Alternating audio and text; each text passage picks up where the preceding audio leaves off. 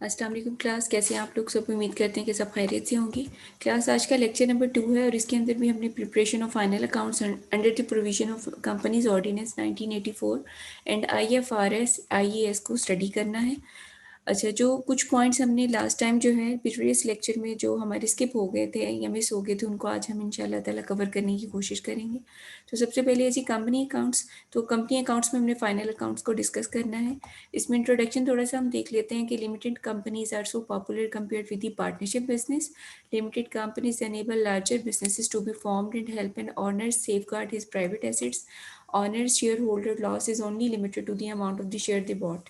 तो यहाँ limited companies को जो है वो हम स्टडी करेंगे और लिमिटेड कंपनीज जो हैं पार्टनरशिप बिजनेस से ज़्यादा पॉपुलर हैं और लिमिटेड कंपनीज में ही लार्जर बिजनेसेस को फॉर्म किया जाता है और ऑनर का जो प्राइवेट एसेट्स हैं उनको सेफ गार्ड भी किया जाता है। इसी तरह ऑनर्स का जो लॉस है वो किसी हद तक लिमिटेड हो जाता है according to the amount of the share they bought. Types of companies में हमारे पास अनलिमिटेड कंपनीज और लिमिटेड कंपनीज हैं।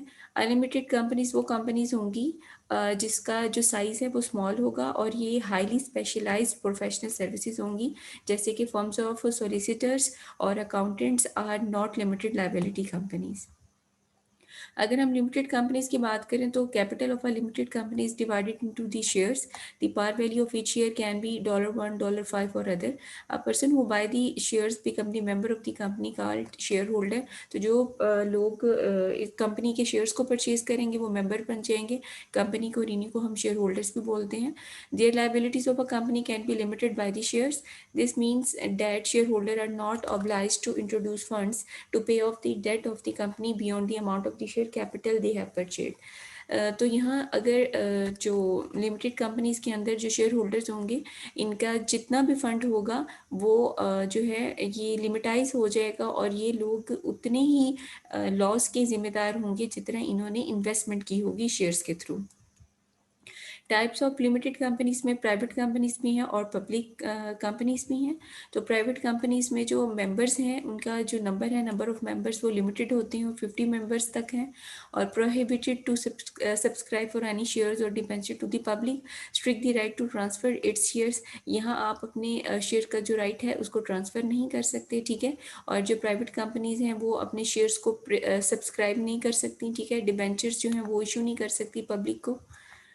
पब्लिक कंपनीज कौन सी हैं? The all the public companies shares are traded on the stock exchange. The one that are traded in are known as listed company, meaning that their shares have price quoted prices. तो जितनी भी public limited companies होंगी वो companies होंगी जो कि stock exchange में listed हैं, ठीक है। और ये जो स्टॉक एक्सचेंज में जो लिस्टेड कंपनीज होंगी इनके शेयर्स को आप ट्रेड भी कर सकते हैं, मतलब सेल एंड परचेज कर सकते हैं। मीनिंग ऑफ फंडिंग क्या है जी? मीनिंग ऑफ फंडिंग का ये मतलब है कि अगर इन कंपनीज को अगर फंड्स की ज़रूरत हो तो ये किस तरह फंड्स को जनरेट कर सकती हैं। तो शेयर कैपिटल के थ्रू फंड्स जनरेट हो सकते हैं, डिबेंचर के थ्रू हो सकते हैं, रिजर्व्स के थ्रू जो है वो फंड्स जो हैं वो जनरेट हो सकते हैं। तो टाइप ऑफ शेयर कैपिटल में हम देखेंगे दो तरह के शेयर्स हैं हमारे पास, प्रेफरेंस शेयर्स भी हैं और ऑर्डिनरी शेयर्स भी हैं। तो सबसे पहले हम प्रेफरेंस शेयर्स को डिस्कस करते हैं। तो preference shares are entitled to a fixed percentage of dividend before any ordinary dividend are paid. They usually don't have voting right. The different type of preference shares are cumulative preference shares and non-cumulative preference shares. तो preference shares जो हैं इनकी जो percentage है dividend की वो fix होगी, ठीक है। और ऑलरेडी डिविडेंड देने से पहले, मतलब शेयर होल्डर्स को जो कॉमन शेयर होल्डर्स हैं इनको डिविडेंड देने से पहले आपको प्रेफरेड जितने भी शेयर्स होल्डर हैं उनको सबसे पहले डिविडेंड देना पड़ेगा और इसकी एक फ़िक्स परसेंटेज होगी। इसी तरह इनके पास वोटिंग राइट नहीं होगा, ठीक है। ये कंपनी की मैनेजमेंट में कोई भी वोट कास्ट नहीं कर सकते। दो तरह की प्रेफरेंस शेयर्स हमारे पास होती है, कम्युलेटिव और दूसरा नॉन कम्युलेटिव। तो सबसे पहले कम्युलेटिव प्रेफरेंस शेयर्स को देख लेते हैं कि any unpaid dividend on cumulative preference shares can be carried forward to a later year. तो कोई भी अगर डिविडेंड आपने इस साल पे नहीं किया, अगर आपका कम्युलेटिव प्रेफरेंस शेयर्स हैं तो आप उसको अगले साल जो है उसको आप कैरी फॉरवर्ड कर सकते हैं। इसी तरह नॉन कम्युलेटिव प्रेफरेंस शेयर है, तो if the profit are insufficient to pay the dividend, the unpaid dividend can not be carried forward to later years. और अगर नॉन कम्युलेटिव प्रेफरेंस शेयर्स जो है अगर वो आपने परचेज किए तो उसका ये मतलब है कि अगर इस साल कंपनी के पास प्रॉफिट नहीं हुआ कि वो अपना डिविडेंड दे सके, तो वो फिर नेक्स्ट ईयर में ये अनपेड डिविडेंड जो है वो कैरिड फॉरवर्ड नहीं हो सकता।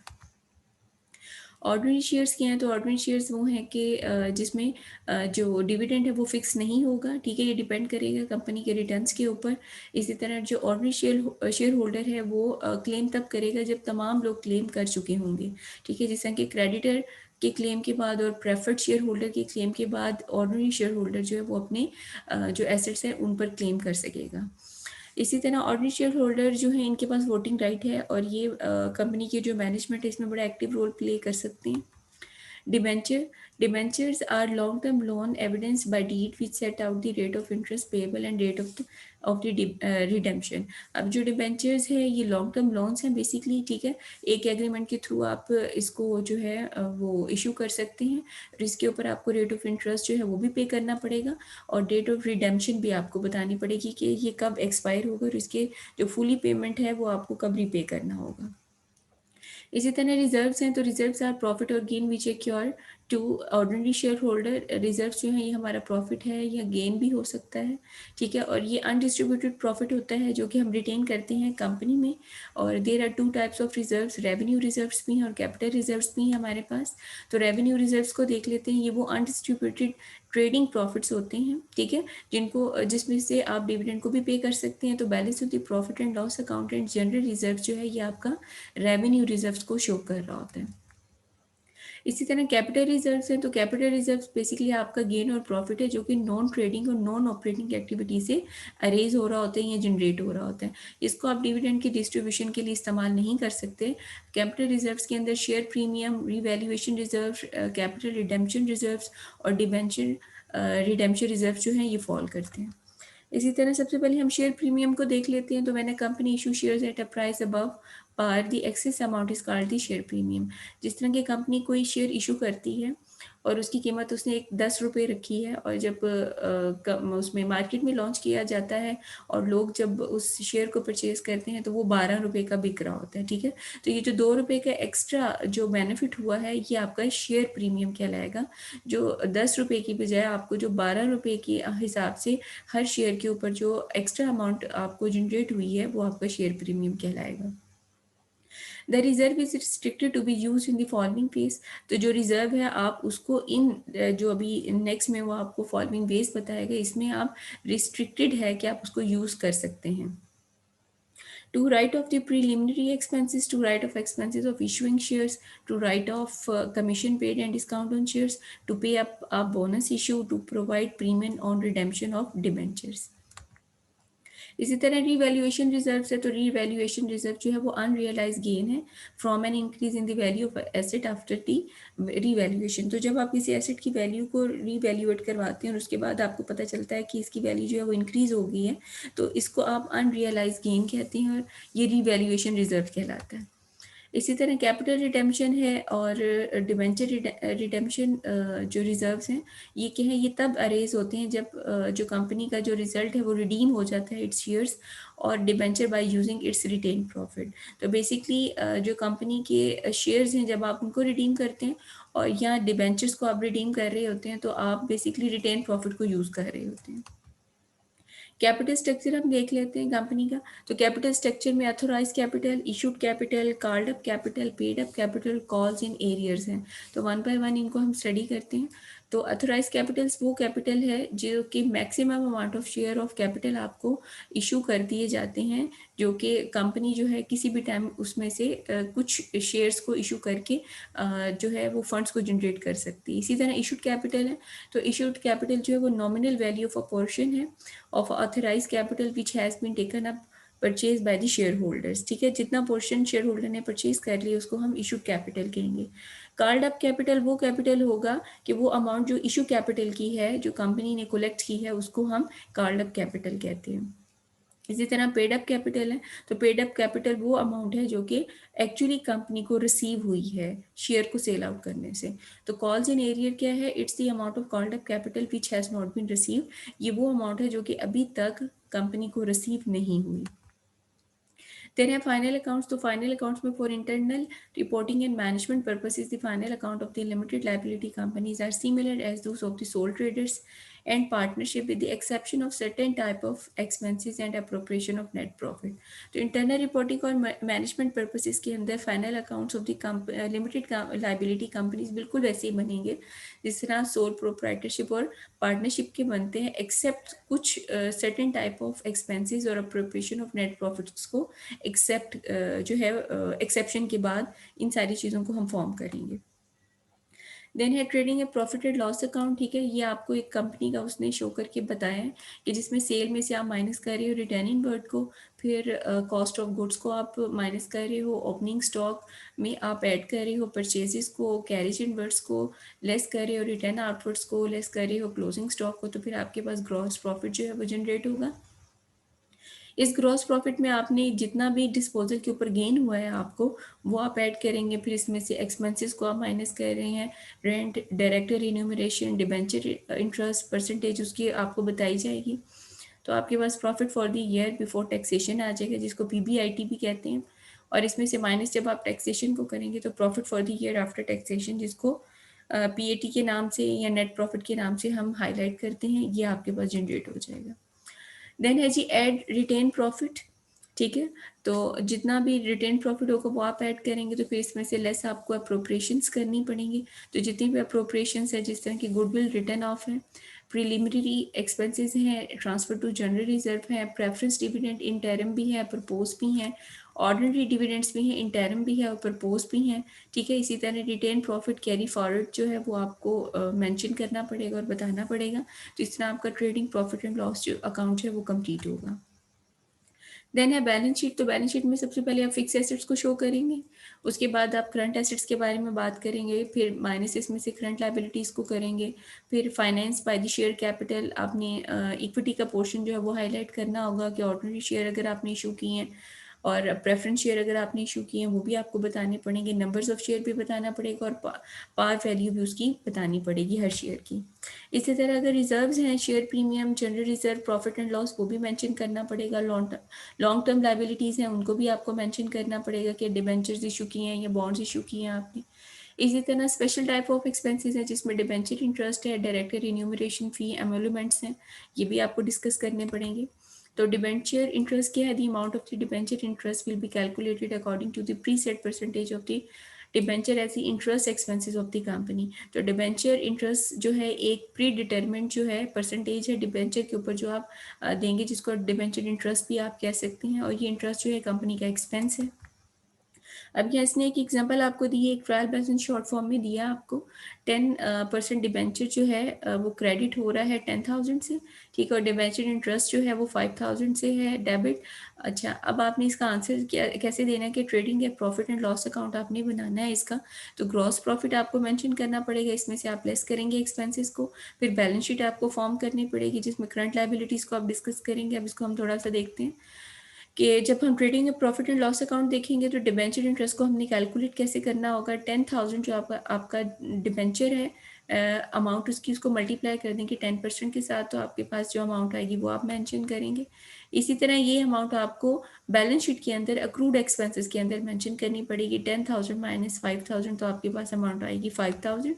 ठीक है, तो पेड डिबेंचर इंटरेस्ट आपने बताया 5,000 है आपके पास, और एक्चुअल डिबेंचर इंटरेस्ट आपके पास कितना आ रहा है 10,000। ठीक है, और debenture interest not yet paid कितना है, वो आपके पास 5,000 जो कि अभी तक आपने पे नहीं किया।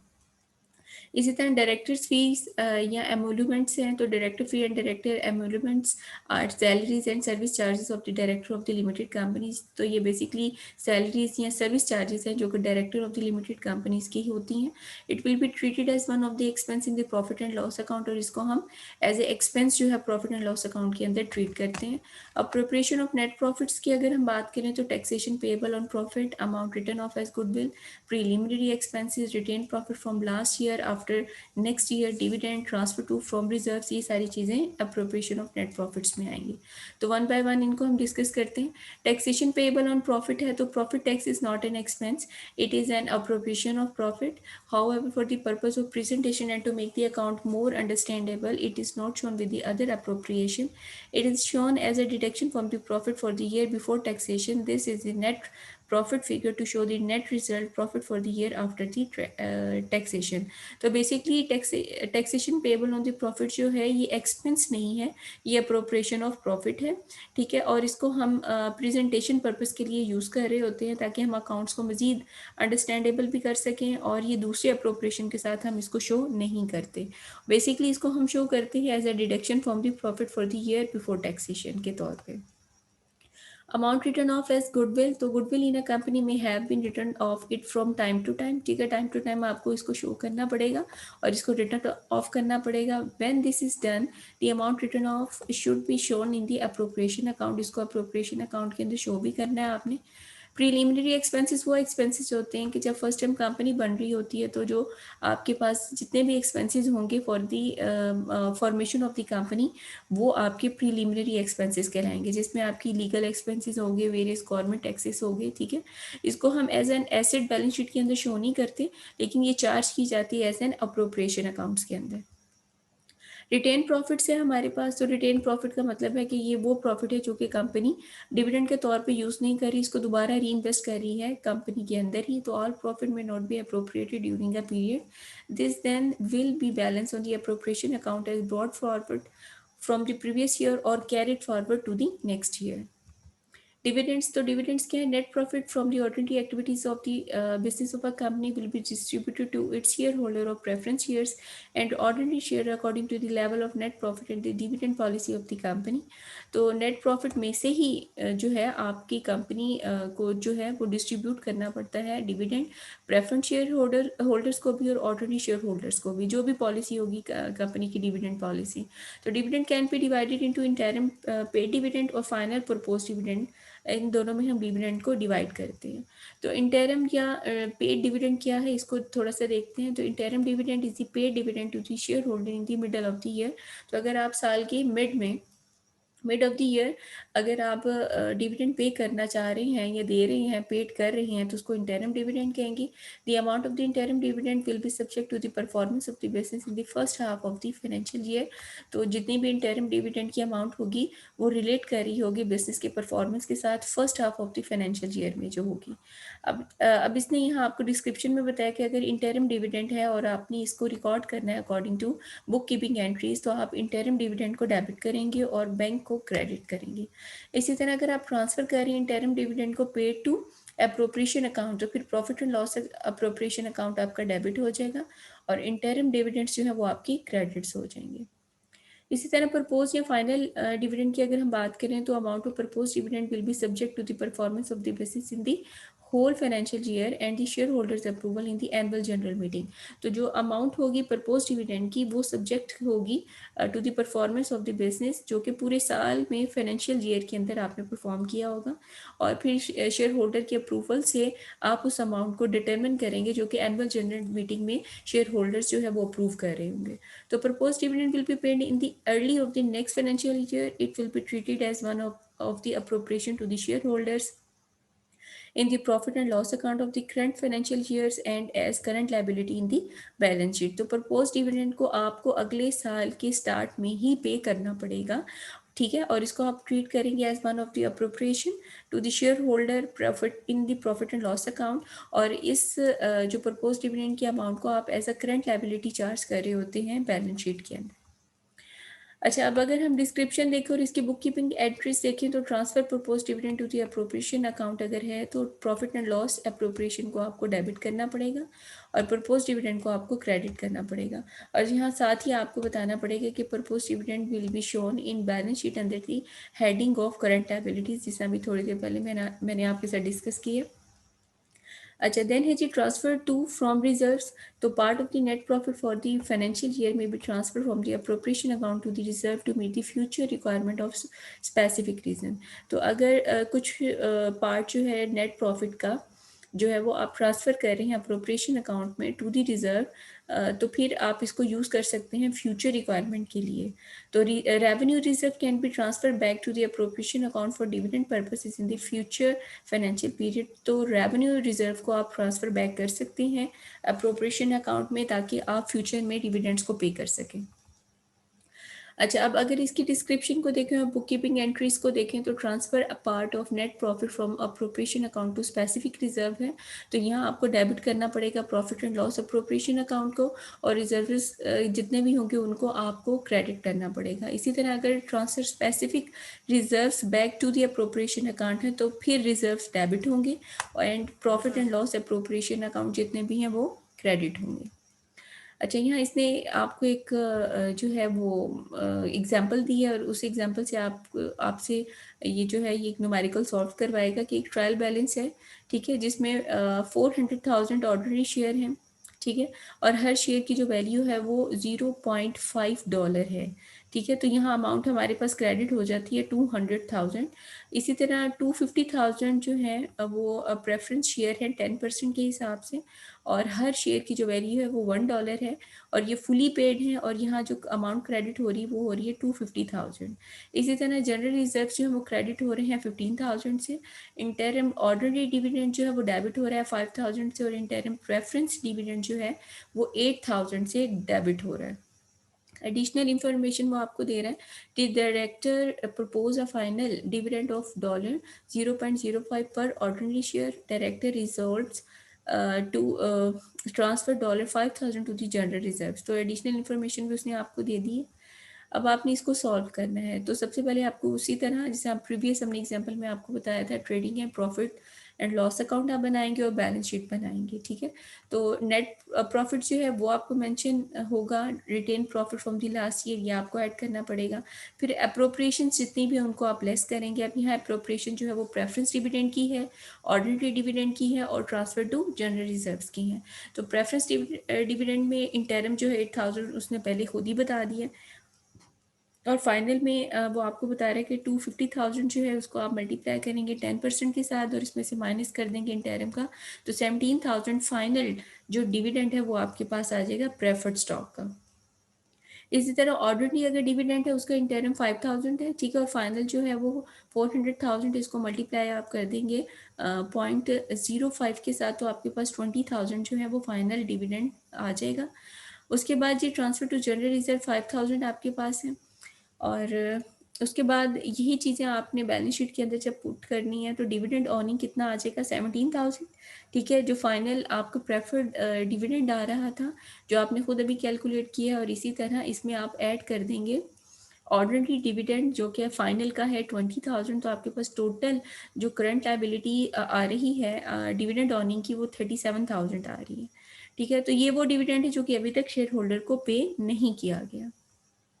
देन बोनस शेयर या सिक्रिप्ट इश्यूज है हमारे पास। तो bonus shares are free shares issued to share holder without any cash being paid for them, ठीक है। तो बोनस शेयर आपके पास फ्री शेयर्स होते हैं जो कि आप शेयर होल्डर को इशू करते हैं किसी कैश के बगैर, ठीक है।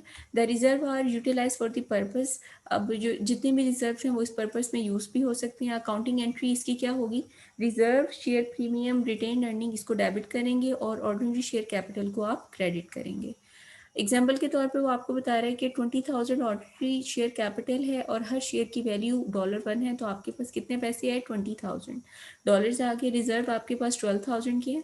A bonus issue of 144 were made is that 1 bonus share for every 4 share holder shares already held. तो बोनस इशू यहाँ ये कह रहा है कि 144 है, तो एक बोनस शेयर आपको दिया जाएगा जिन लोगों के पास 4 शेयर्स जो हैं वो ऑलरेडी मौजूद हैं। इसका आंसर हम इस तरह देंगे कि जितना बोनस इशू कितना है जी 20,000, इसको डिवाइड करेंगे 4 पे, तो 5,000 शेयर्स आ जाएंगे मजीद, और इसको डेबिट आप करेंगे रिजर्व्स में, ठीक है। तो 5,000 की एंट्री आपको वहाँ करनी पड़ेगी, ऑर्डिनरी शेयर कैपिटल में 5,000 जो है आपको क्रेडिट करना पड़ेगा। Sorry class. उसके बाद है ऑर्डिनरी शेयर कैपिटल। तो ऑर्डिनरी शेयर कैपिटल में 20,000 प्लस 5,000 आपके पास आगे 25,000 ऑर्डिनरी शेयर कैपिटल, और रिजर्व्स आपके माइनस हो जाएंगे 12,000 माइनस 5,000, तो 7,000 के रिजर्व्स आ जाएंगे। ओके जी क्लास, यहाँ तक कि आपका लेक्चर था, उम्मीद करते हैं कि वो सारी चीज़ें क्लियर हुई होंगी। कुछ जो चीज़ें रह गई हैं इंशाल्लाह ताला नेक्स्ट लेक्चर में उसको हम कंप्लीट करेंगे। तब तक अपना ख्याल रखिएगा। अल्लाह हाफ़िज़।